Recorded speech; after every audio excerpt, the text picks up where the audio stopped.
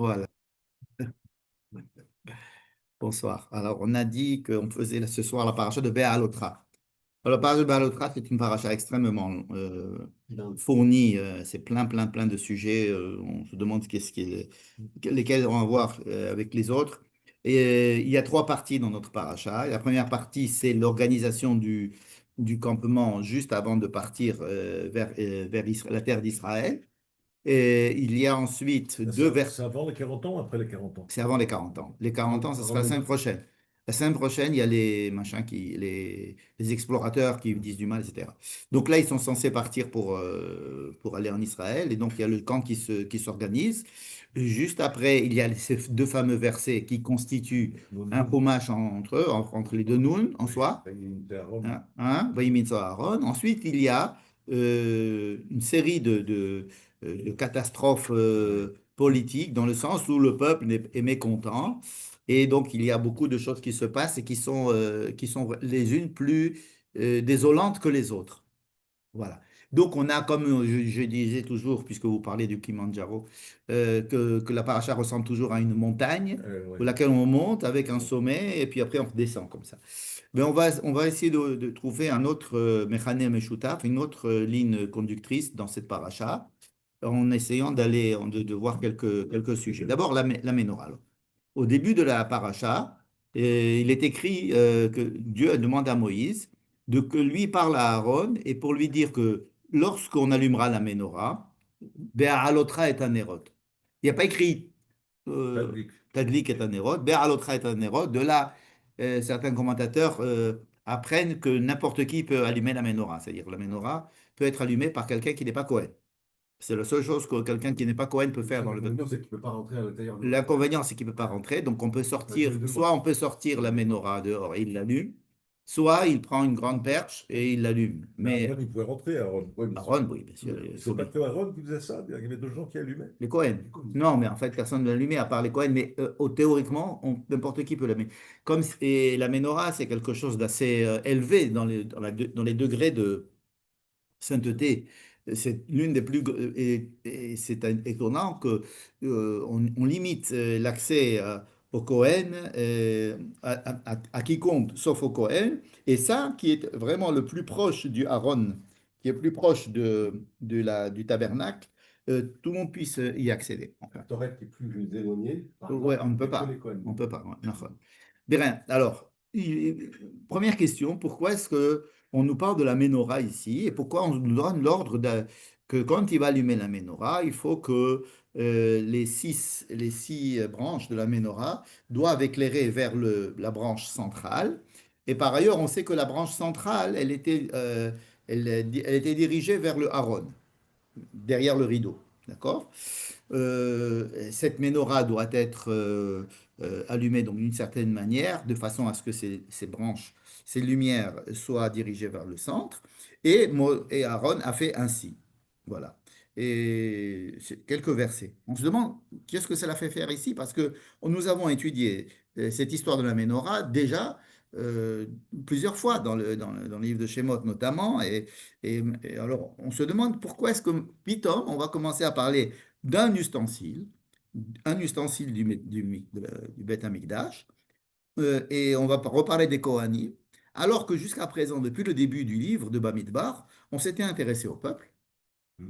on s'était intéressé aux Lévi, qui étaient représentants du Ils peuple, n'ont pas un livre et on aussi. s'était intéressé aux Nassi, aux Nessiim, aux présidents de communauté, c'est-à-dire aux chefs de tribu, n'est-ce pas? C'est un livre C'était social. eux, oui, on avait dit que c'était un livre plutôt dirigé Social. vers l'organisation du peuple et du campement, et donc les problèmes politiques qui pouvaient s'y trouver.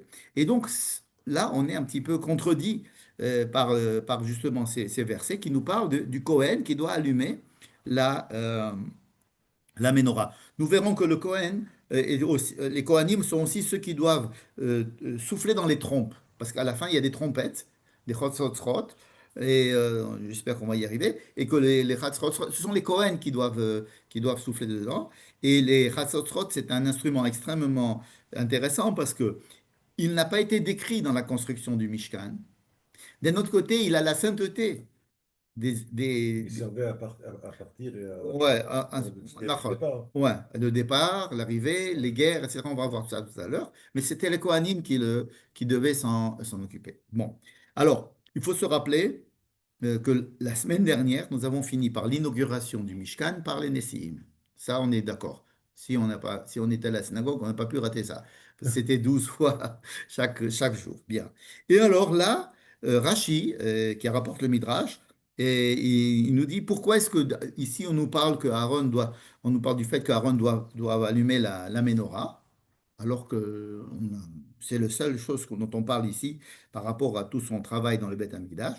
Et il dit que Aaron a été un petit peu vexé lorsqu'il a vu que l'inauguration du Mishkan se faisait chaque jour par une tribu différente.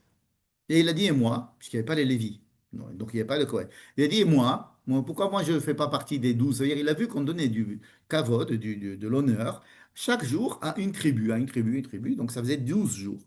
Et alors il dit, moi, il a été un peu vexé, donc Dieu lui a répondu, ne sois pas vexé, ce que tu vas faire toi est plus grand que ce qu'ils vont faire. Et c'est quoi? Tu vas allumer la menorah. D'accord? Alors, on se demande quand même, est-ce que Aaron a besoin de ça? Il fait tout au Mishkan. Si on voit le Sefer Vaïkra, l'inauguration a été faite par lui. Tout le travail du Mishkan est fait par lui. Donc, qu'est-ce que c'est que cette... il était pas marocain non plus. Bon, pour se vexer pour n'importe quoi.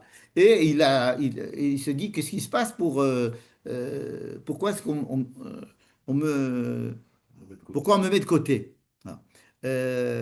Et Dieu lui dit, ne t'inquiète pas, le fait d'allumer la menorah, c'est plus grand que tout ce qu'ils ont fait eux. En quoi? Ben, c'est autre chose, c'est tout. Toi, tu allumes la menorah, eux, ils ont fait 12 jours d'inauguration. Il aurait pu dire, oui, mais il y a une inauguration que toi, tu as fait aussi, le huitième jour, etc. Non, il lui dit la menorah. Bon, alors pour aller vite, il faut comprendre que la menorah représente quoi? Elle représente il y a Une un- branche une branche centrale. centrale, hein, d'accord, qu'on appelle Pnea Menorah, enfin c'est la branche centrale de la Menorah. De la branche centrale partent trois branches arrondies d'un côté et trois branches arrondies de l'autre. Et donc il y a six branches qui sortent du lot, qui sortent de la branche centrale, comme si elles exprimaient des manières différentes qu'ont chacun de penser les choses en allant chacun vers sa direction et sa manière propre d'interpréter le monde et d'interpréter la sagesse. Mais en fin de compte, donc il y en a six, hein, six comme ça, les six, comme on dit, les six directions. Hein, aussi, il y a le haut, le bas, à droite, à gauche, devant et derrière. Hein, c'est les six, avec le loulav, on fait les six directions aussi. Donc il y a les six directions, les 6 jours de la création, les six directions dans lesquelles que le monde prend quand il est créé. Et là, les gens, les êtres humains, les enfants d'Israël, sont censés et sont invités à essayer d'innover, d'innover dans la manière d'être et d'exprimer des manières différentes d'être. Hein, donc ça représente les six, n'est-ce pas? Alors là, ici, ce qu'on demande à Aaron, c'est que une fois qu'on a fait ces demi-cercles, qu'il les allume. Enfin, quand il allume, il faut qu'elle soit dirigée vers le centre. Aaron, il n'a pas de shlita là-dessus. C'est pas, il peut pas... Alors, Ah, les mèches, les peut-être. mèches étaient dirigées Ah vers oui. le centre. D'accord? Donc, symboliquement, c'est-à-dire qu'elles doivent éclairer le Pene Amenora. Alors, vous avez le droit de faire des choses, d'aller dans des directions perpendiculaires à la tradition, mais à condition que vous y apportez quelque chose de nouveau et surtout que Ouais. ça rentre que ça renourrisse la tradition. Bien. Alors là, on se rend compte que les tribus étaient 12, les tribus sont 12, qui font 2 fois 6, hein, qui font 2 fois 6. Et donc 6, Aaron avait 6 tribus ici sur ses épaules. Aaron, il avait ici le nom des 6 tribus marquées sur une pierre sur son habit à droite et 6 tribus à gauche, n'est-ce pas? Et donc Aaron, c'est le symbole de l'unité du peuple, en fait. Aaron, c'est celui qui trouve le shalom, comment faire la paix entre les différentes inclinaisons de chacun. C'est pas qu'il doit faire que le peuple soit uniforme, pas du tout, mais il doit faire qu'il y ait une bonne entente entre tout le monde, hein. C'est comme les problèmes de coalition. C'est quelque chose de. Donc Aaron, c'était le chef de la coalition. Donc en allumant la menorah et en nous expliquant cela ici, en fait, ça complète très bien ce que nous avons vu la semaine dernière, à savoir, c'est pas parce que chacun, chaque jour, chaque tribu a apporté, a inauguré le Mishkan à sa manière.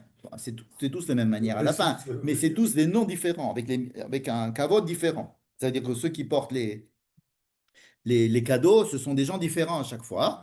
Bon, il se trouve qu'ils amènent tous la même chose. Donc ça rappelle, si vous voulez, le fait qu'on éclaire quelque chose de central, quelque chose d'unifié.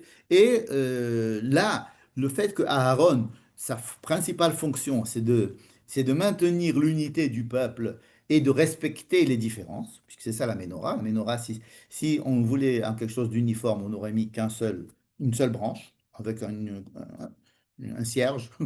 On aurait mis un truc comme ça, puis ça représenterait l'unité du peuple. Alors que l'unité du peuple juif, c'est justement la pluralité, et ensuite l'unité dans la pluralité. Bon. Donc ça, c'est quelque chose de connu. Et donc, ça explique, si vous voulez, la présence de ces versets justement au début. Mais toute la paracha s'appelle Beha'alotra et Hanerot. Lorsque tu feras quand tu donneras aux lumières à s'élever, hein, Beha'alotra, quand tu les feras monter. On dit Shalhevet olam eleha, c'est-à-dire que à partir du moment où tu as mis l'allumette hein, la flamme monte d'elle-même. Alors, qu'est-ce que ça représente le fait qu'elle monte d'elle-même? Ça veut dire que tu dois initier les initiatives et tu dois donner aux gens l'envie de créer, d'être eux-mêmes et ensuite que ces apports et que toute cette richesse qui est apportée à chaque génération puissent rentrer à l'intérieur du tronc commun et ensuite ressortir pour une alimentation permanente de la sagesse à l'intérieur du peuple juif. Bon, ça c'est le premier sujet. C'est vrai que c'est marché, hein, parce que même depuis cette époque-là, Écoute, le fait qu'on soit encore le peuple d'Israël, c'est quand même un miracle. Parce que étant donné qu'on est fabriqué avec des gens qui pensent tellement ouais, différemment. on n'est pas vraiment tous réunis. Alors, le Knéa Ménorah, alors on dit que les six éclairent le centre et le centre éclaire le Aaron. C'est-à-dire, il y a un rideau entre les deux. On dit que le Aaron, c'est lui qui donne l'inspiration au centre. Alors, pour quel est le rapport entre la Ménorah et le Aaron? Le Aaron, c'est le tabernacle où il y a les tables de la loi. C'est que il y a l'esprit de la Torah, euh, qui est, euh, qui a qui relie tout, qui est représenté par Moïse. C'est Moïse qui a donné la Torah. Donc Moïse, il est l'homme de Dieu, il est branché, si vous voulez, sur ce que Dieu veut et sur la parole de Dieu, sur la Torah, etc. Aaron, contrairement à lui, est occupé par le peuple et qui voit que le peuple a des manières totalement différentes de concevoir cette chose-là ou de réagir vis-à-vis de la parole de Dieu.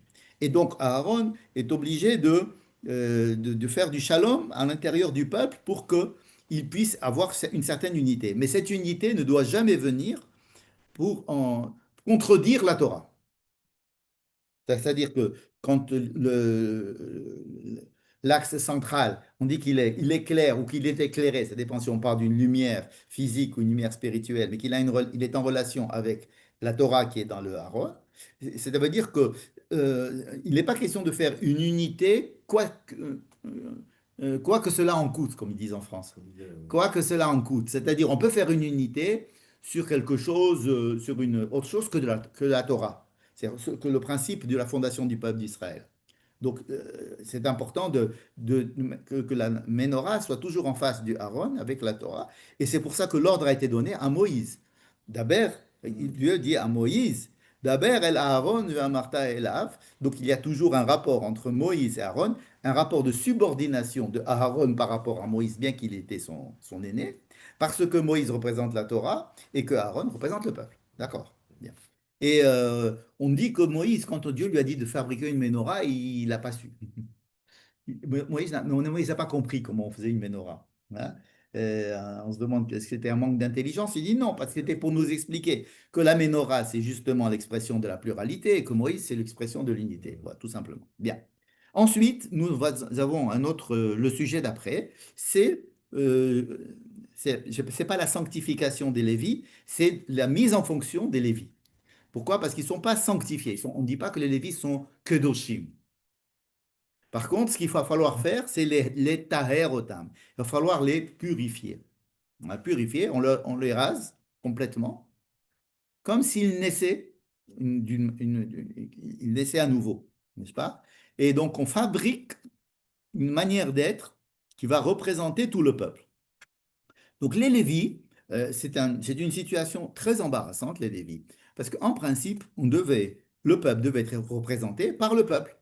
C'est-à-dire quoi? Par chaque famille, là, il donne un enfant qui va aller au temple servir à roulement, chacun son tour, en milouïm, chacun donne 2 semaines par an. Et c'est comme ça qu'on pourrait dire que le peuple participe à la fonction, au fonctionnement du temple. En fait, c'est ce qu'il a fait quand même. Les Mahamadou. Oui, ensuite, il s'est passé que on a quand même pris des gens du peuple qui étaient Les présents, Kohanim, les Lévites. mais ils n'ont pas. Oui, Oui. Kohanim, Barabo, Yatam, Lévini, Benouchanan, Israël, le Mahamada. Donc, il y a, à chaque fois qu'il y avait un korban, un sacrifice public, il y Il y avait avait des toujours représentants. les représentants. Le Kohen faisait les Lévis Ils chantaient. chantaient dehors, et il y avait un représentant du peuple qui était là pour représenter le peuple. Ils étaient toujours à tour de rôle comme ça. Mais on n'a pas dans la Torah expressément dit qu'il faut qu'il y ait ce Mahamad et il faut que la participation du peuple. La participation du peuple se fait par les Lévis. Et les Lévis, et ils ne sont pas kadosh, ils sont pas ils sont sanctifiés comme les Kohen. Parce que les Kohen ont une sanctification de Dieu et les Lévis représentent quand même le peuple. Mais étant donné qu'ils représentent le peuple, je disais que c'est un petit peu difficile. Pourquoi? Parce que, à la base, ça aurait été que le peuple soit représenté par le peuple, ça veut dire que chacun représente sa famille, chacun, un représentant de chaque famille, hein, et que ces représentants, ça fasse les gens qui représentent le peuple. Un enfant, ça serait une proportionnelle absolue. Hein, n'est-ce pas? Que chacun envoie un enfant de chaque famille et puis qu'on fasse une tribu de tous ces enfants-là qui soit la tribu représentative du peuple. N'est-ce pas? Cela étant difficile à réaliser pour des raisons intrinsèques au fait que le peuple d'Israël a du mal à, à faire quelque chose ensemble, en tous les cas. euh, euh, Disons que c'est compliqué. Alors, ils ont choisi de faire quelque chose de plus simple, c'est de prendre une partie d'une tribu, c'est-à-dire les Lévis, et de leur dire, vous faites partie, vous n'avez pas de terre dans le peuple, mais vous représentez le peuple. Alors, c'est pour ça qu'ils doivent se raser pour entrer en fonction. Ils doivent se raser comme c'est un enfant qui naît, et on doit les tremper dans le mikvé, et aussi on doit les soulever. Et aussi, les enfants d'Israël, enfin des représentants des enfants d'Israël, vont mettre leurs mains sur les Lévis, exactement comme on fait un korban. Vous savez que quand on amène un sacrifice, une personne qui amène un sacrifice, elle amène le sacrifice animal en lieu et place de son corps lui-même. Comme il est interdit de faire un sacrifice humain, on fait un sacrifice animal où la personne sentait que lui, il était à sa place. Donc il transmettait les pouvoirs, si j'ose dire, à l'animal en mettant les mains sur l'animal, sur la tête de l'animal. On prenait l'animal, on le levait aussi, n'est-ce pas? On faisait un vidouille, et donc il y avait une transmission des pouvoirs de la personne sur cet animal qui allait être sacrifié. Et c'est ce que l'on fait avec les Lévis. Mais les Lévis, on ne va pas les sacrifier. Et on ne va pas les sacrifier, mais ils vont être quand même là des représentants du peuple. Donc le peuple vient et les... Avant, c'était un Cohen de la tribu des Lévis, c'est Oui, ça? bien sûr. On lui a pas fait ça à lui, je suppose. Ah, oh, que si, on lui a fait ça. On lui a fait Ah même oui. beaucoup plus que ça. Ça, Encore Aaron et à ses enfants, on les a habillés, on les a lavés, on les a levés. C'est Moïse qui a fait tout ça. Il les a habillés. il avait un rôle Rappelez-vous, de Cohen, c'est les femmes. il avait un Hein? rôle de Cohen, pas des Lévis, Tout évidemment. à fait. Il avait un code de Cohen. Mais le code de Cohen, il a été sanctifié. Dans le livre de Vaïkra, c'est en long, en large qu'on répète tout ça. Même dans le livre de Shemot, la paracha de Tetzavé, où, où on décrit tout ce que l'on doit faire au Cohen pour les rendre Cohen. Alors là, on fait la même chose pour les Lévis, mais c'est pas la même chose dans ce sens où les Cohen sont sanctifiés par Dieu et les Lévis sont les représentants du peuple. D'accord? Donc, on a nommé les Lévis et on les a, ils sont toujours séparés du peuple et on leur a donné leur fonction. Voilà. Euh, une petite remarque. Les Lévis, ils sont Lévis, ils rentrent en fonction à partir de quel âge? 20 ans. Alors, il y a des versets où il y a écrit 30 ans, il y en a des versets où il y a écrit 25 ans. Et il y a des versets où il y a écrit 20 ans dans le livre Yamim. Euh, cela pose un problème. Alors, les rabbins, comment ils disent? Ils disent, bon, à 20 ans, ils commençaient à les préparer, à 25 ans, ils rentraient en stage, et à 30 ans, c'était la fonction. Bon. OK. Troisième sujet. Euh, Dieu demande à ce qu'on fasse Pessah. Alors, on se trouve encore au Sinaï. Nous sommes une année après être sortis d'Égypte. Une année, donc, après être sorti d'Égypte, on a inauguré le temple. Donc, une année, vraiment une année. Et donc, l'inauguration du temple ayant lieu le 1 Nissan ou le 8 Nissan, et ensuite, peut-être encore 12 jours avec les Nessi'im, on est très proche du 14 Nissan. 14 Nissan, c'est quelques jours après l'inauguration du temple. Et c'est l'anniversaire de Pessah, donc c'est la fête de Pessah. Donc on doit faire la fête de Pessah. Or, il y avait quelques personnes qui ne pouvaient pas faire la fête de Pessah, on connaît cette histoire, et ils ont dit, nous voulons nous aussi faire Pessah, mais vous ne pouvez pas faire Pessah, vous êtes impurs, parce ils étaient en contact avec un mort. Donc il y a 7 jours où ils ne peuvent pas faire rentrer au temple. Alors qu'est-ce qu'on fait? Dieu leur crée une nouvelle fête qui s'appelle Pessah Sheni, que l'on fera le deuxième mois. Et là, on en a parlé déjà il y a 2 semaines, il me semble, quand j'avais proposé que tout ce qui se passait le deuxième mois provenait de l'initiative humaine. Et donc, le deuxième mois, c'est pour ça que l'on reporte ça d'un mois, pas de 7 jours, et on reporte ça au deuxième mois. Ça veut dire qu'ils sont restés encore un mois en plus, en principe, pour pouvoir faire le deuxième Pessah. Bon. Qu'est-ce que représente cette ce Pessah Sheni? Ça, c'est un impact, il n'y a pas d'autres fêtes qui ont été créées dans la Torah par les hommes, à part ça. C'est-à-dire que toutes les fêtes dans la Torah ont été dictées par Dieu. D'accord? Après, il va y avoir Purim et Hanouka qui ont été faits par les hommes, qui ont été décidés par les rabbins. Mais les fêtes de la Torah, non. La fête de la Torah, la seule fête de la Torah qui a été inventée, qui a été euh, initiée par la volonté des êtres humains, c'est Pessah Sheni. D'accord? Et elle est dite dans notre paracha. C'est important, parce que vous allez voir tout à l'heure, quand on va essayer de réunir tout ça, pourquoi est-ce que c'est important que Pessah Sheni soit dans cette paracha? Pourquoi? Parce que Pessah Sheni, c'est quoi? C'est nous avons une exigence. Dieu dit, mais vous n'êtes pas obligé. Vous êtes impur, c'est comme si vous n'avez pas de garçon, on ne va pas vous demander de faire la brit milah à votre fils, vous n'avez pas de fils, c'est pas grave. Si vous ne pouvez pas, vous ne pouvez pas, c'est tout, il y a pas de, on n'a aucun problème. Non, on veut quand même, etc. Et ça venait d'une bonne intention, et Dieu dit, d'accord. Et il crée une deuxième fête, le Pessah Sheni, pour eux. C'est-à-dire que Dieu crée une fête à cause de l'initiative ou grâce à l'initiative Et c'est une fête humaine. que pour certaines personnes, pas pour tout le monde ne la faisait pas. Absolument. C'est pour les personnes qui ne Ouais. pouvaient pas le faire parce qu'ils étaient loin. Ouais, enfin, ça concerne tout le monde quand même. Donc Nous, aujourd'hui, on fête le Pessah Sheni symboliquement. D'abord, on ne fait pas le Tachanoun à la synagogue, tout le monde, n'est-ce pas? Très symbolique. Certains, hein? Très symbolique. Ça, mais c'est symbolique, mais on apprécie ouais. de gagner nos 10 minutes ou un quart d'heure le matin. 10 minutes, une minute. Ah oui, chez vous, c'est. Les Ashkenaz, c'est la vie. Autant, pas, autant que vous jamais le faire, d'ailleurs. Hein, si déjà, vous n'aimez pas trop le faire, autant pas le faire. Et il y en a qui mangent des matzot aussi, symboliquement, etc. Et donc, c'est une fête qui n'a pas lieu, qui n'a pas cours parce qu'il n'y a pas de Beth Amikdash, mais on s'en rappelle. Dans la Torah, d'abord, c'est une deuxième fête. Ensuite, le peuple les a attendus pendant un mois, parce qu'ils auraient pu partir déjà. Pourquoi il reste encore tellement de temps pour faire Pessah Sheni au mont Sinaï avant de quitter le 20 du mois? Probablement parce qu'il fallait rester pour que les gens puissent faire Pessah. Si on se met en Ouais, route, il n'y a plus de Beth Amikdash. Hein? si on se met en route, Il n'y a plus de Beth Amikdash. le Mishkan, il suit Non, après. il est démonté complètement. Oui, mais l'étape d'après, ils vont remonter. Mais qui te dit que la trappe d'après va avoir lieu avant le 14 Iyar? Il y a des fois, il marchait énormément de temps. Et des fois, il restait très longtemps dans une seule étape. Il ne pouvait absolument pas savoir.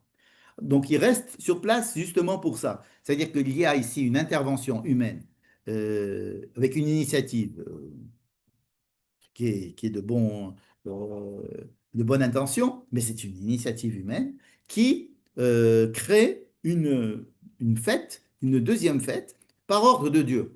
Comme si Dieu acceptait l'initiative humaine et on faisait une fête pour lui, pour ces gens-là. Et donc, ça va devenir une fête pour tous les ans. Il n'y avait pas que pour ces gens-là, mais pour ça veut dire que là, on se dit, bon, il y a des gens qui, ils étaient un petit peu, ils voulaient être très religieux, ils voulaient faire comme un Pessah. Alors, ils vous préparent. Lui, non, on peut pas. Il dit, bon, d'accord, en fait. Ok, mais qui te dit que l'année d'après, il y aurait encore des gens qui voudraient être Pessah, peut-être qu'il n'y aura plus personne. Les gens, ils ont dit, bon, ça va, on n'a pas. C'est devenu C'est obligatoire. devenu c'est devenu une loi éternelle de dire qu'il y aura toujours Pessah Sheni C'est obligatoire. et obligatoire pour les gens qui n'ont pas pu faire Pesach Rishon. C'est-à-dire qu'on prend en compte. Alors on s'est dit, mais alors si c'est tellement important et qu'on prend en compte cette histoire, pourquoi ça n'a pas été pris en compte à l'avance? Hmm. Pourquoi on attend qu'il y ait des gens qui viennent, qui réclament et qui disent, qui demandent à Moïse et que Moïse demande à Dieu et que Dieu dit d'accord? Le problème est un problème. Alors on dit, c'est une loi qui était prévue, mais Dieu attendait que les hommes la découvrent. Bon, on peut dire, mais on ne dit pas ça pour tout. On ne dit pas ça pour chaque mitzvah, n'est-ce pas? Il faut comprendre qu'il y a ici un sujet euh, hmm, très important que l'on va retrouver dans toute la paracha, à savoir la décision divine et l'initiative humaine qui sont reliés entre eux. C'est-à-dire que Dieu accepte les initiatives humaines. On en a parlé dans la Ménorah, vous vous rappelez, initiative humaine, à condition qu'elle puisse être, euh, qu'elle rentre dans le canon, si j'allais dire. C'est pas qu'elle sort, elle sort du canon, mais qu'elle puisse amener, enrichir le canon. Et alors le canon sera ce qui a été enrichi par les hommes à chaque génération. Le judaïsme n'est pas le même à chaque génération. Enfin, disons que pendant 2000 ans, il a été plus ou moins le même, mais après, quand on est sur la terre, ça fusionne, ça bout, le judaïsme bout. Même qu'il y a des gens qui essayent de maintenir un congélateur, mais en fait, on est plutôt sur un étalage de Machane Yehuda où les marchandises se changent. Et tout est en mouvement. Et un mouvement auquel on n'a pas été habitué en exil, puisque en exil, c'était au contraire toujours faire le lendemain ce qu'on a fait la veille. C'était ça la religion. Alors qu'en Israël, justement, la religion, c'est quelque chose qui bout, et avec ses limites, évidemment, mais son moteur, c'est la Ménorah. C'est pas pour rien que la Ménorah est le symbole de l'État d'Israël. Et c'est quand on est sorti d'Égypte, pardon, on est sorti d'Israël, pardon, quand la destruction du temple, on voit dans le bas-relief romain la menorah qui sort de là-bas. C'est-à-dire que c'est le symbole de l'exil, le symbole du retour. Hein, la même menorah qui est sortie par les Romains, on l'a reprise comme étant le symbole de l'État. Donc cette histoire-là de l'initiative humaine et du fait et comment la rentrer à l'intérieur et enrichir la tradition. Donc la tradition, en fait, ce n'est pas quelque chose de fixe et de figé. Au contraire, c'est quelque chose qui se nourrit en permanence, n'est-ce pas? La halakha, c'est marché, la lechet, etc. Donc, c'est un exemple flagrant d'une fête que Dieu ordonne de faire et qui, à l'initiative, a été initiée par des hommes. Et par le fait que les hommes l'ont initiée, alors elle devient à toutes les générations, valable pour toutes les générations. Ensuite, il y a une histoire qui nous dit que, voilà, il y a un nuage au-dessus du Mishkan. On sait que depuis que le Mishkan a été inauguré par Moïse, on sait qu'il y a un nuage qui est là. Et lorsque ce nuage se déplace, cela veut dire il faut, euh, faut que tout le campement se déplace. Il était Ça veut sur dire que c'est un Mishkan ou sur signe. la tente Il était sur le Mishkan, il était au-dessus du Mishkan. Il n'était pas sur la tente de Moïse, ce qu'on appelle la tente d'assignation. Alors là, la tente d'assignation, c'est le Mishkan. Oel Moed, c'est le. Et alors, quand il n'y avait pas de Mishkan, oui, Moïse avait une tente. Ah oui, et le nuage était dessus. Et le nuage était dessus, à la porte. Ce qui veut dire que qui va dire quand est-ce qu'on doit partir et qui c'est qui dit quand de s'arrêter, c'est le nuage, n'est-ce pas? Donc c'est d'après ce nuage il y avait un signal de départ et un signal d'arrêt pour pouvoir. Et si le nuage reste là pendant 10 ans, on reste 10 ans sur le même endroit. Et si le nuage s'en va 2 fois dans la journée, ben, 2 fois, il faut démonter tout, repartir. C'est ce qui est, en tous les cas, prévu. Et ensuite, il y a. Donc, qui c'est qui dirige? C'est Dieu, c'est le nuage. Qui c'est qui nous dit de partir ou de rentrer? C'est le nuage. Est-ce que le nuage est visible de partout? Oui. Il est là, le nuage, n'est-ce pas? Ensuite, en plus, il y avait un, un Aaron. Alors, on ne sait pas si de quel Aaron il s'agit. C'est probablement pas le Aaron dans lequel il y a les tables, mais il y avait un Aaron. Soit un Aaron où il y avait les ossements de Joseph, soit un Aaron où il y avait les débris des premières tables, soit peut-être même ce Aaron avec les tables de la loi, qui était censé devancer le campement Ah, et il y aplanir. aura peut-être une Azaka. Ah, encore une azaka. Bon. Comment dire? Ah, c'est ça. Oui, il sait qu'on a une azaka. Ah, Oh. ouais. Bon, si on a une azaka, on a une azaka. On va dire, regarde ici. Ben, tu n'étais pas là la dernière fois? Ah, ben, On est allé dans t'es pas l'entrée. un habitué. On est Bref, les escaliers. donc, il y a ici quelque chose, un système qui est bien décrit, que c'est Dieu qui décide quand est-ce qu'on reste, quand est-ce qu'on part avec le Hanan. Or, Dieu dit à Moïse, tu vas te fabriquer 2 trompettes. 2 trompettes. Chatzot, Serot. Il y a, je crois que c'est le Maguide de Mézérich qui disait Chatzot, Altikre Chatzot Rot, et là, Chatzit Surot. Et il disait que c'était la rencontre entre Dieu et l'homme. Chatzi Tsurot. Tsura chez Adam, Tsura chez l'Elohim. Alors il faut essayer de comprendre. Alors c'est Chatzot avec, on soufflait dedans, les deux Chatzot. Chatzi Tsurot. Chatzi Tsurot. Alors, quand on souffle tout, ça veut dire 2 choses. Ça veut dire qu'il faut partir, c'est-à-dire il faut lever le camp et on s'en va, ou alors ça veut dire que on est sorti en guerre et qu'on appelle l'aide de Dieu parce qu'on est sorti en guerre. Quand on sort en guerre, il prenait les Chatzotrot et il faisait donc ce qu'on appelle la Troua. C'est tout. Par contre, lorsque on voulait rassembler le peuple ou rassembler les Lévis, pardon, rassembler les Nessiim, ou alors dans les fêtes où on se rassemble aussi à Jérusalem, on faisait tout. D'accord, ce qui correspond bien au souffle, c'est-à-dire quand on est un petit peu en crise et qu'on va sortir, on est dans un état assez incertain, quand on est en guerre, quand on va prendre le chemin pour sortir, alors on fait tout. Venise cartem, alors il y a le but du fait que l'on sonne, le chauffard, c'est qu'on se rappelle à Dieu. Ça veut dire quoi? Qu'on est on se relie à Dieu, en fait. Donc, ce sont des états où l'homme sent que tout seul, il a besoin de l'aide de Dieu. Et donc, ça le rapproche quelque part de Dieu. Et quand on va réunir le peuple, aussi, il y a ici, lorsque l'on réunit le peuple, entièrement ou partiellement, quand on réunit, ou pendant les fêtes, ou simplement parce Moïse a besoin de leur parler tous ensemble, on faisait tout simplement. Mais c'est aussi une autre manière d'être en relation avec Dieu. Pourquoi?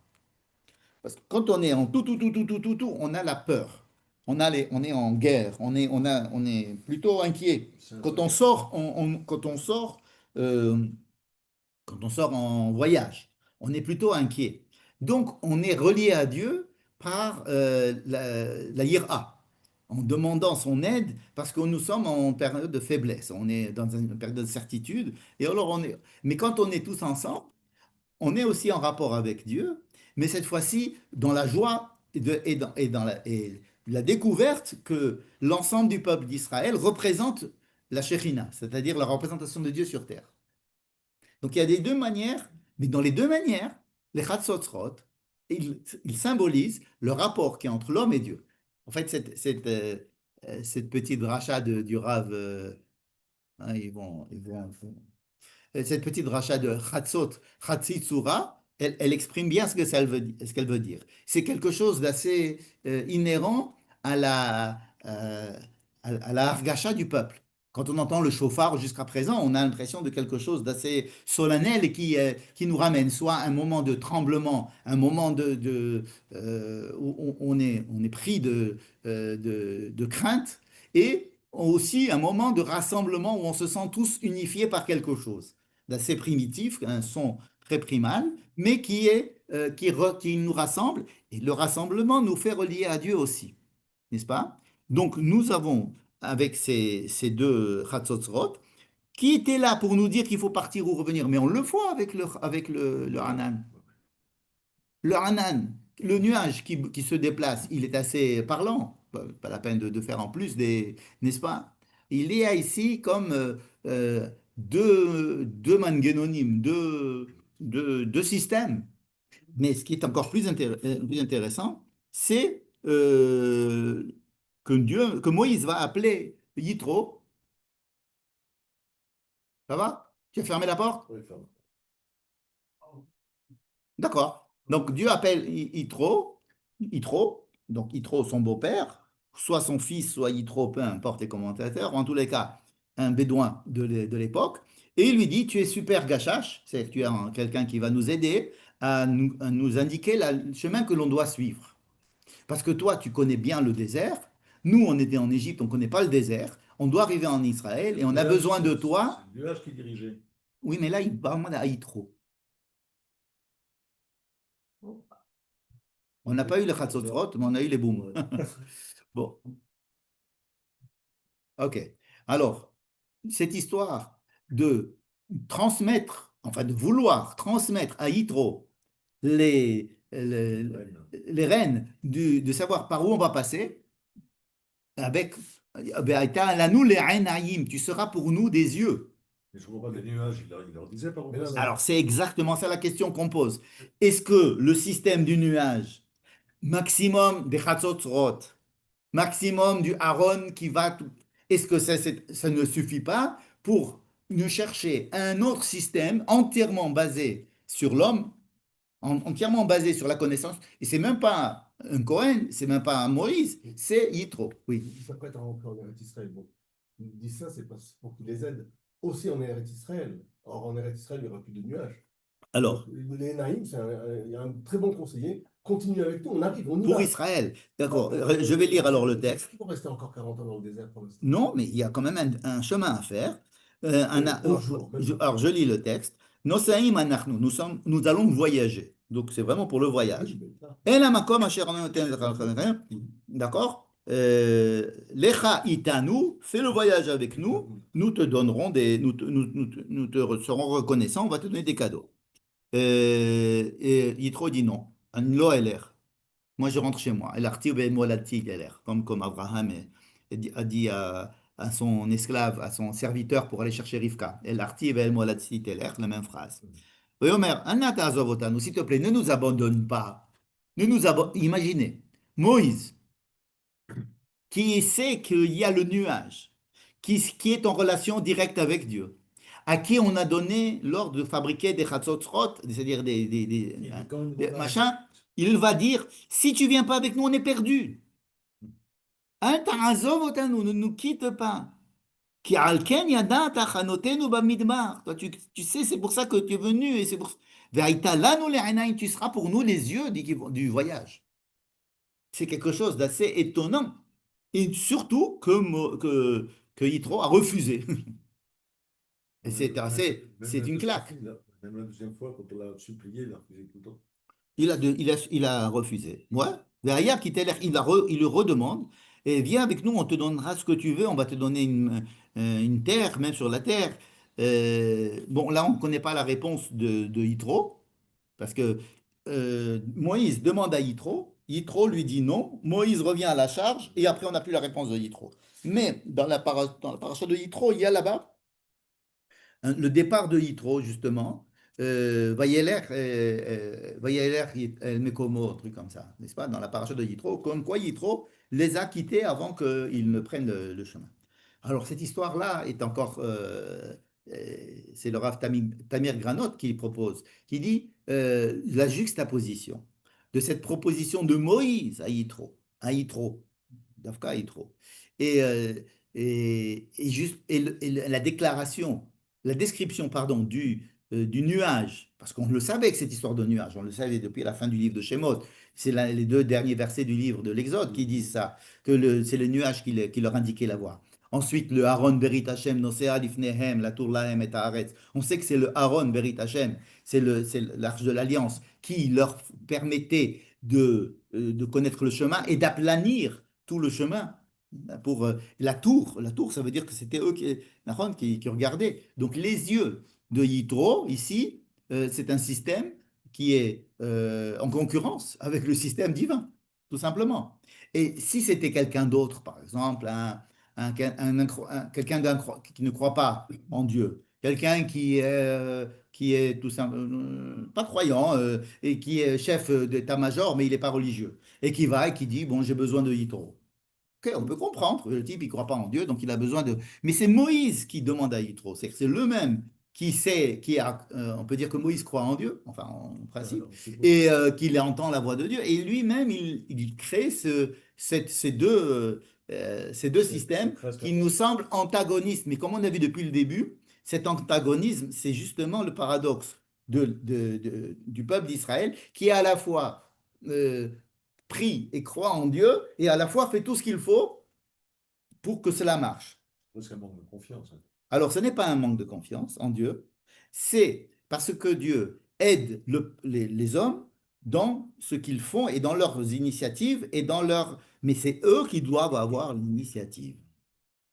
C'est comme ça qu'on explique.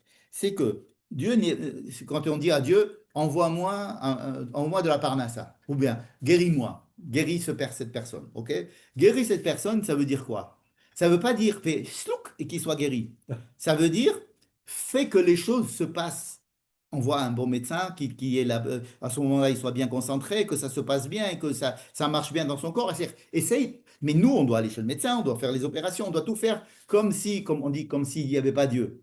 Mais c'est pas parce que on dit que Dieu n'existe pas, c'est que Dieu, il nous aide dans notre action. Il faut être en action.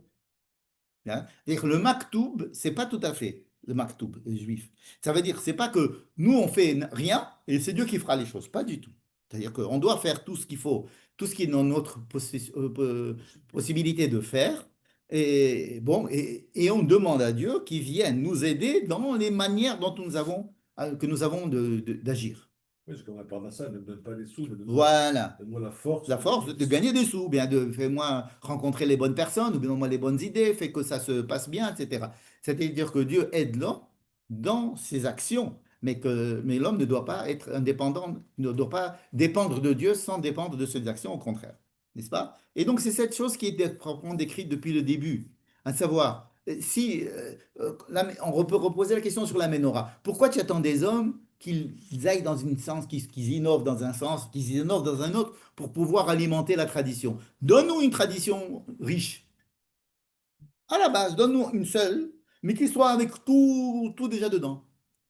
Pourquoi tu attends à ce que les hommes y prennent une branche et qu'ils aillent dans la direction opposée et qu'ensuite il n'y a que ce qui va alimenter le centre qui va être retenu donne-nous un truc depuis le début bien. Ou bien, pourquoi tu ne nous donnes pas directement le Pessar Sheni? Ou bien, pourquoi est-ce que tu nous donnes tellement tu as tellement confiance en nous, hein? Ou bien tu mets entre nos mains tellement de responsabilités alors qu'il s'agit de ta volonté. C'est-à-dire qu'il ne s'agit pas de quelque chose de... C'est pas mon histoire personnelle, où c'est que je vais ouvrir ma macolette. C'est Dieu qui parle, faites-moi une fête, faites-moi une menorah. C'est quelque chose d'institutionnalisé dans le peuple. C'est une recherche de Dieu du fait que les hommes soient le plus responsabilisés dans leurs actions. Ainsi, le pluralisme doit être enrichi, et ça c'est le côté humain. Et ensuite, ce pluralisme doit amener à une certaine unité, ça c'est le côté divin. Donc Dieu, il nous dit, c'est lui qui choisit le chemin. OK. Mais quel chemin vous pensiez prendre? Alors, faites vous-même votre planning du chemin. Prenez des bédouins qui vont essayer de vous montrer le chemin et réfléchissez. Réfléchissez et ensuite Dieu il pourvoira, comme on dit.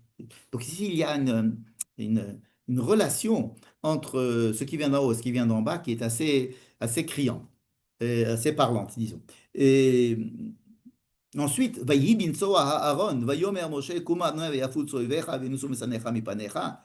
Lorsque le Aaron, c'est-à-dire ce sont les deux versets qui constituent en eux-mêmes un livre de la Torah, lorsque le Aaron se mettait en marche, donc c'est vraiment le Aaron qui décide, et c'est le Aaron qui... Et alors Moïse demande à Dieu d'écarter les ennemis. Mais Dieu, il sait ce qu'il fait. S'il veut que son peuple arrive en Israël, eh bien évidemment qu'il va lui enlever les ennemis.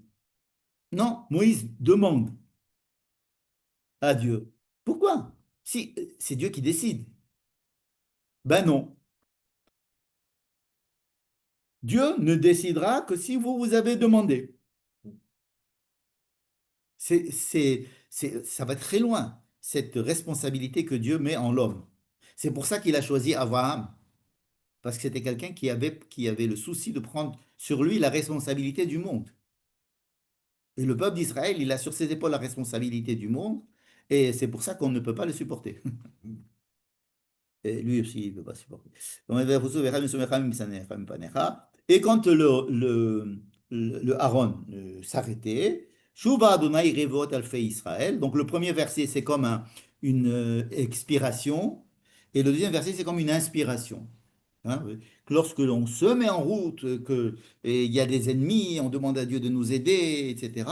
Et lorsque quand on revient dans notre camp et que c'est fini, on revient, on est plus serein. Shuva Adonai Rivevot Alfei Israël rassemble Dieu les milliards, les multitudes du peuple d'Israël.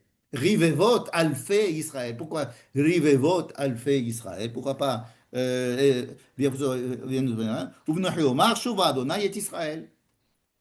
Pourquoi on dit Rivevot Alfei Israël? Parce que effectivement, Israël est composé de Rivevot Alfei. Il est fait de gens qui pensent totalement différemment les uns des autres, avec des possibilités différentes d'être. Donc c'est pour ça qu'on demande à Dieu de nous aider à la chouve Rivevot Alfei Israël, parce qu'ils sont nombreux. C'est l'unité du pluralisme. C'est qu'on ne fait pas encore une fois une unité en uniformisant les choses. Mais Rivevot Alfei Israël, alors on demande les Hashiv Otam. Oui, C'est pas justement, il n'y a pas marqué Hachem, il y a marqué Shuva. oui. Shuva, c'est comme s'il parlait au peuple. Shuva, Non, Shuva, Umno Hoyomar, Shuva Adonai. C'est à ah oui, Dieu qui doit faire Shuva. Shuva, c'est Loeshiv. D'accord. Asma, c'est Shuva, c'est Ushav. Ushav. Dieu, comment tu traduis ça, toi? Euh, je ne sais pas comment traduire, mais c'est pas pareil. Je veux dire, la chouve, c'est chez où il y a chouve? Oui. La chouve, ça veut dire qu'il doit retrouver l'unité à travers le peuple d'Israël. La Shekhinah. Qu'est-ce que ça veut dire que chez la Shekhinah, Shava et l'Israël? Ça veut dire que l'unité du peuple se retrouve. Qu'est-ce que c'est que la Shekhinah? La présence divine dans le monde, on dit que c'est le peuple d'Israël lorsqu'il est uni. D'accord? C'est ça, le Knesset Israël, c'est la Shekhinah. C'est écrit comme ça. La Shekhinah, c'est le peuple d'Israël qui se réunit. Bon. Le peuple d'Israël, en se réunissant, il met en évidence la présence de Dieu dans le monde. Et c'est ça qu'on demande de la chouve. On demande à Dieu de revenir, parce que quand il va revenir, ça veut dire que la Shekhinah va revenir, alors le peuple d'Israël va se réunir. D'accord? C'est ça la Shuvah Adonai, Rivevot Alfei Israël. D'accord? C'est évidemment qu'en même temps, il faut qu'il fasse les Hashiv et Ta'am, mais lui, il va revenir en tant que Shekhinah dans le peuple, dans le monde. D'accord? Veshafti et Shevutecha, ça veut dire que il y a écrit Vahashivoti et Treb, il y a aussi Veshafti. Et on ne pourrait pas traduire, alors c'est pas tout à fait ce qui est écrit dans le texte, on ne pourrait pas traduire revenez à Dieu, Rivevot Alfei Israël. Non, Shuvah Hashem, Rivevot Alfei Israël. je pense vraiment pas que ce soit une phrase religieuse, c'est revenez à Dieu. Non, revenez à Dieu, ça veut. Les brebis égarées. Non, il Non, s'agit du peuple d'Israël qui, une fois dispersés parce qu'ils sont en voyage, parce qu'ils sont en guerre, parce qu'ils sont en train de se mesurer avec les difficultés du monde, puissent reprendre un moment de sérénité et d'unité et de Uvnu Hoyoma. C'est exactement par cette unité qu'ils reviennent à Dieu. Voilà. C'est cette unité les fait revenir refait revenir la Shrina, et donc eux, ils reviennent à Dieu et Dieu revient au peuple. Ça veut dire qu'il y a ici une reconstitution du puzzle. Là, j'ai vu que Rachid dit après Targum, c'est le Margot. Margoa, ça De veut dire sérénité, c'est-à-dire. la sérénité, oui. Absolument, Margoa. Uvnu Hoyoma, Uvnu Hoy. Bref, ces deux versets, ils représentent un livre à part entière parce qu'un représente ce que l'on disait tout à l'heure à propos du chauffard, le fait qu'on va faire un tout pour la dispersion et tout pour le retour à une situation d'unité et de joie. Bien. Et juste après, donc on va finir par ça, donc juste après, nous avons la dégringolade morale, comme on pourrait le penser, avec des gens qui pleurnichent. Je pense que c'est mieux le hitbachien en hébreu. Les hitbachien, c'est pleurnicher. Pourquoi? Parce que Vayam kemit onenim ra beozne Adonai, Vayishma Adonai vayicharapo vativ arbam esh Adonai vatochal bikte amachane. Il y a des gens qui se plaignent, on ne sait pas de quoi. Dieu est très énervé et il les brûle. Et alors, il envoie un feu qui va brûler les gens qui étaient en train de les hitbachien. Pourquoi je dis les hitbachien? Itonen. Pardon. Il y a marqué Itonen. C'est vrai. Il y a Le pas Rav, marqué Mitonen. non, il y a écrit Mitonen. mitonen. Mitonen, les mitonen, c'est dire oh là là là là, ah, qu'est-ce que je vais faire? Oh là là, t'as vu ça? Hein? Râler, râler. Alors le Rav Reuven Sasson dit un mitbachienim. Et je trouve ça très joli. Et en français, ça pourrait être ils pleurnichent, ils s'amadouent sur leur sort. Et ils disent oh, oh, ça veut dire qu'il y a ici une description d'un état d'esprit possible chez tout le monde, chez tous les peuples, et chez nous, dans le peuple d'Israël aussi. Et alors, sans décrire les raisons pour lesquelles ils sont comme ça, ni l'objet de leur mécontentement, le fait qu'ils soient mécontents, dis donc, pourquoi? Parce qu'on est en train on va aller, on est en route. Donc la première des choses quand on est en route, c'est de ne pas les hitbachien. Donc le premier danger de la route, parce que là ils sont sortis, là ils sont en route, ils ont quitté le Midbar Sinaï, d'accord? Donc ils sont partis du Midbar Sinaï, on est le 20 Iyar de la deuxième année, ils sont sortis. Dans tout le campement, bien avec tout comme on l'a décrit.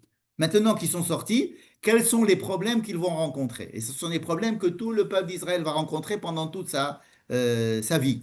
On dit que les 10 nisyonotes, qu'on les appelle, les 10 fois où le peuple a mis à l'épreuve Dieu, c'est-à-dire a exprimé un mécontentement ou a été en révolution, ce sont des États, ce sont les 10 États dans lesquels on peut résumer tous les problèmes d'Israël dans l'histoire. Alors, un problème ici, le premier problème que l'on voit, c'est les Hitbachiennes. Ça veut dire, au lieu de voir, on sort, on est en route, qu'est-ce qu'on va faire?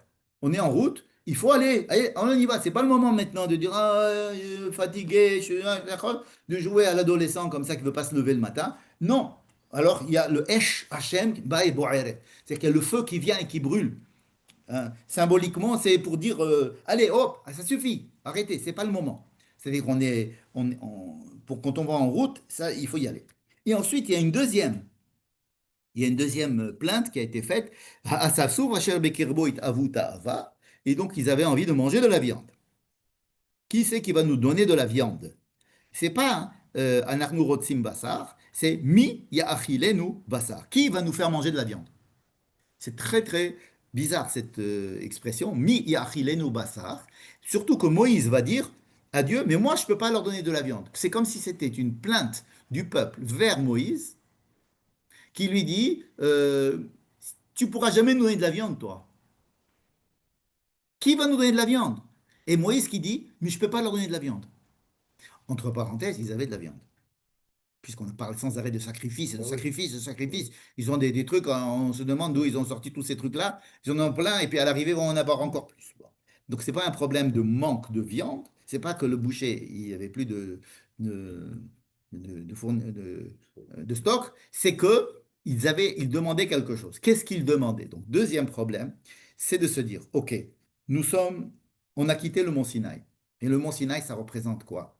Ça représente la révélation de Dieu, l'unité du peuple, le don de la Torah, des choses qui sont extrêmement rassurantes et extrêmement spirituelles. N'est-ce pas? On dit que c'est une Dor Dera, c'est une génération reliée à Dieu complètement. Le fait de savoir qu'ils vont quitter cette situation, alors ça peut donner des mythes onénimes, ça veut dire des pleurnichards. Voilà. Deuxièmement, se dire, attendez, si vous voulez vraiment que nous prenions maintenant notre destin en main et qu'on aille en Israël et qu'on marche et qu'on fasse nous-mêmes les trucs, euh, notre dirigeant n'est pas capable. Notre dirigeant Moïse n'est pas capable de nous faire rentrer en Israël parce qu'en Israël, on aura des problèmes qui ne sont pas que des problèmes de Torah et de Tosfot. On a des problèmes pour rentrer dans la nourriture, des problèmes de ranger les poubelles, prendre l'arnona, d'accord, faire des lois pour la gestion de la vie communautaire. Tout ça, on n'a pas l'impression que Moïse est capable de faire ça. Donc, il demande de la viande. C'est pas que Dieu va leur dire non, pas question de manger de la viande. Il va leur dire d'accord, je vous envoie de la viande, n'est-ce pas? Et alors Moïse va dire, mais j'en ai marre de ce peuple. Il y a des phrases qui sont écrites ici. Je vais vous les lire parce qu'elles sont, si elles n'avaient pas été écrites, on ne pourrait pas dire qu'elles sont écrites. Voyons, Mère Moshe el Hachem. Moïse dit à Moïse, pardon, Moïse dit à Dieu, Lama harerota la'avdecha, pourquoi tu m'as fait tant de mal, à moi? Pourquoi tu m'as mis dans cette situation? Lui-même, il est mitbachien. Maintenant, il est en train de pleurnicher. Lama lo matzatichen be'einecha, la soum et massa, pourquoi est-ce que tu m'as mis ce peuple sur mes épaules? C'est pas un peuple, c'est pas un peuple pour un rabbin. Les Juifs, c'est pas un peuple pour Moïse. Pourquoi tu m'as mis ce peuple à supporter? Est-ce que c'est moi qui l'ai enfanté? C'est pas moi qui l'ai enfanté. Anochi, il est tiou, je ne l'ai ni porté dans mon ventre, ni enfanté. Pour que tu me demandes de m'occuper de lui. Je ne peux pas m'occuper de lui, c'est pas mes enfants. Alors là, mais Aïn li bassar, d'où je vais avoir maintenant de la viande pour leur donner? Quoi? Que Moïse, il a un manque de foi? Pas que du foie, de la Il viande pouvait pas aussi. chasser, il pouvait pas Hein, bah ça, la tête, les chona ramazé, pour qu'il pleure sur moi. Nalanou bassar. Lo uchal anochi levadi, j'arrive pas. J'arrive pas tout seul avec ces gens-là. J'arrive pas tout seul avec ces gens-là. La set et kol ramazé, qui kaved mimeni, c'est trop lourd pour moi. N'est-ce pas?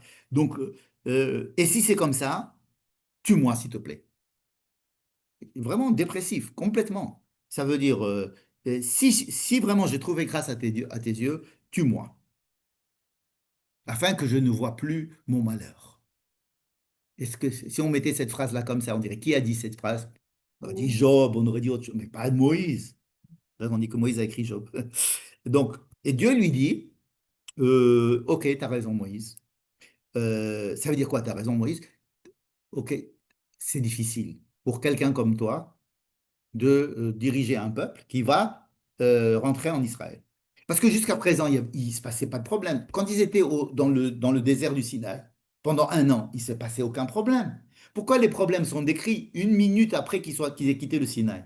Parce que c'est l'entrée en Israël qui pose problème. Est-ce que le dirigeant spirituel, l'envoyé de Dieu, est capable d'être le dirigeant du peuple qui va rentrer en Israël, à qui il va falloir s'occuper de tous les problèmes quotidiens? Oui, il y a eu le Vaudor.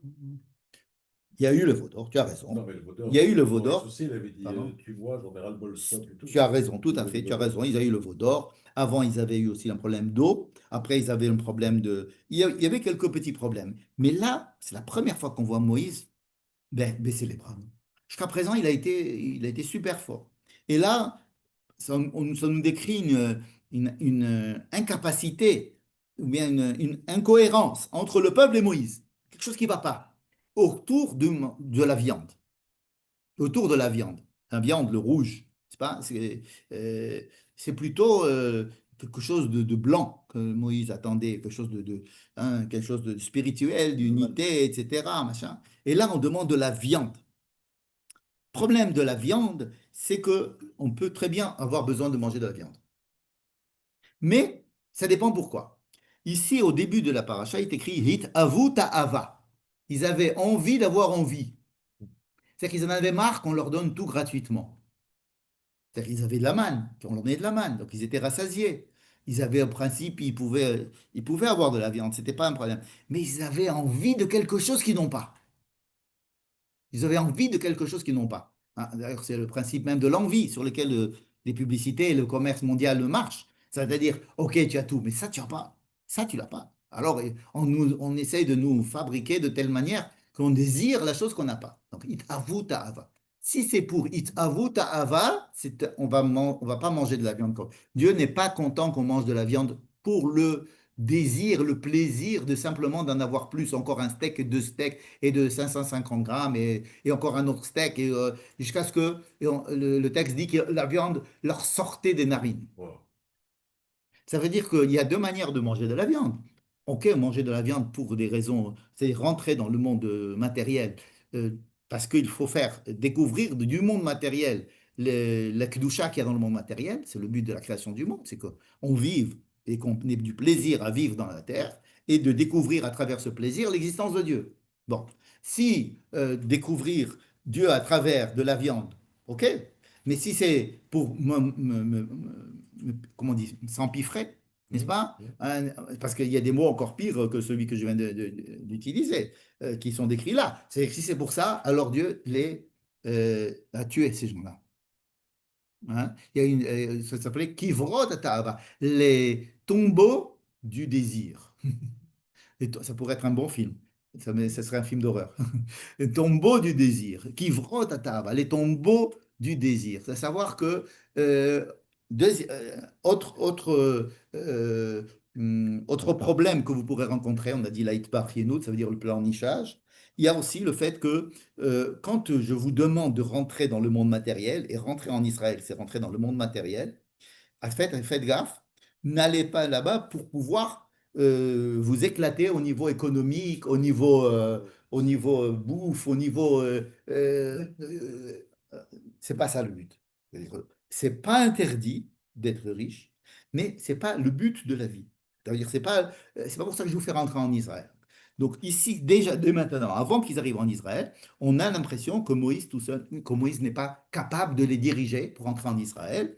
Et alors Dieu lui dit, OK, je vais t'envoyer des gens qui vont te seconder, et qui vont être 70 représentants du peuple, ils vont même prophétiser.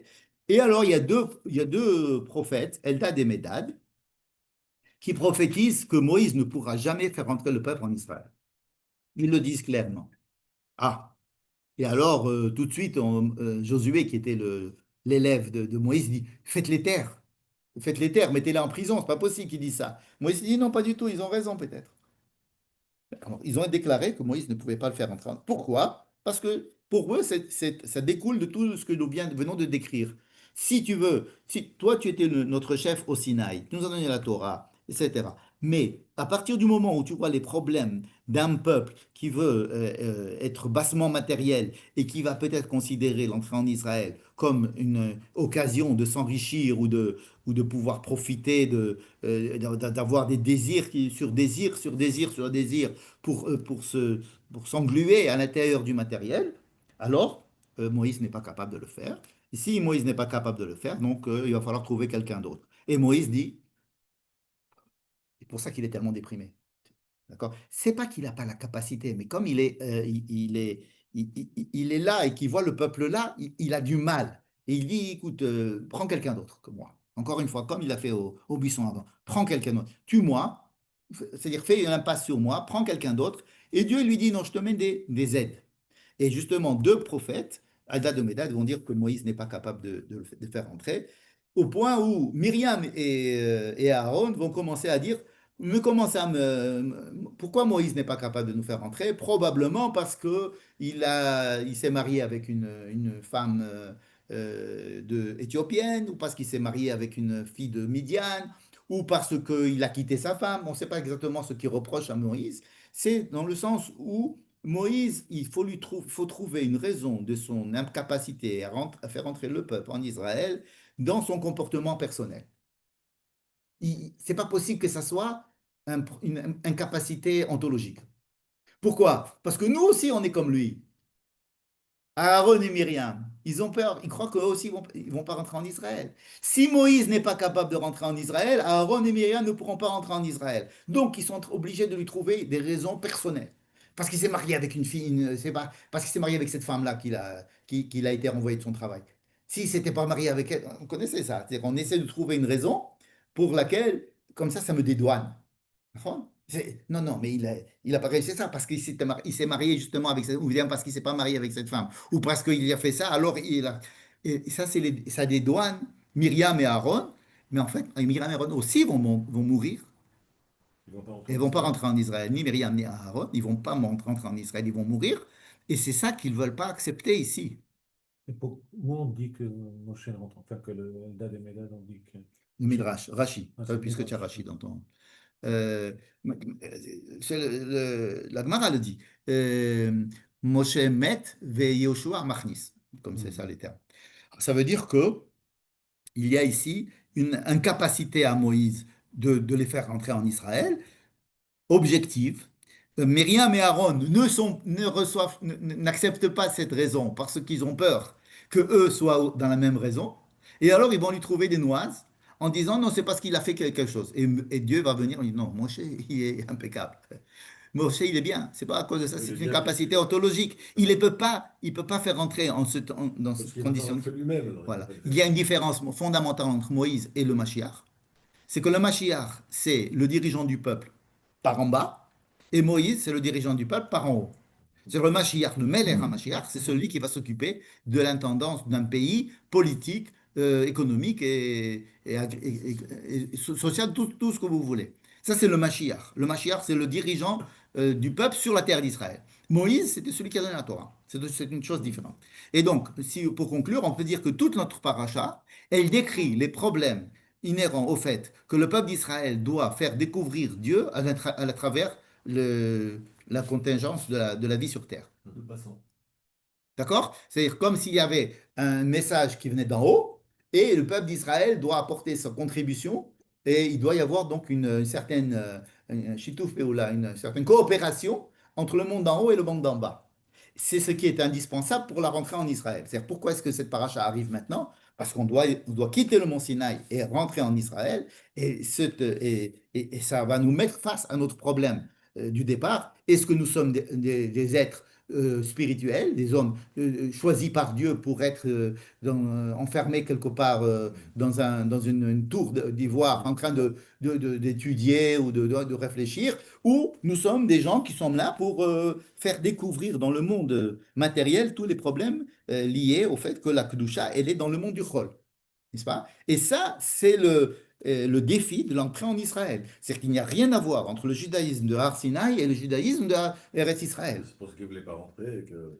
Alors la semaine prochaine, nous allons voir l'ultime chance que Dieu donne au peuple pour lui démontrer qu'il n'est pas capable. Bah, non seulement Moïse, mais eux-mêmes. Voilà.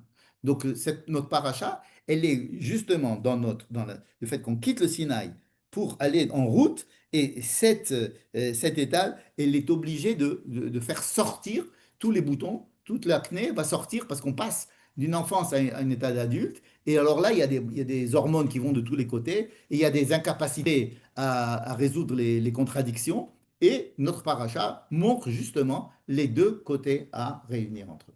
Tous les sujets qu'on a dit, on peut les résumer comme ça. Il a fait Voilà, ça. bonne soirée. Bon, voilà. Merci à vous. Bonne soirée. Bonne On soirée. n'a pas eu de Chatzot. Voilà. Merci.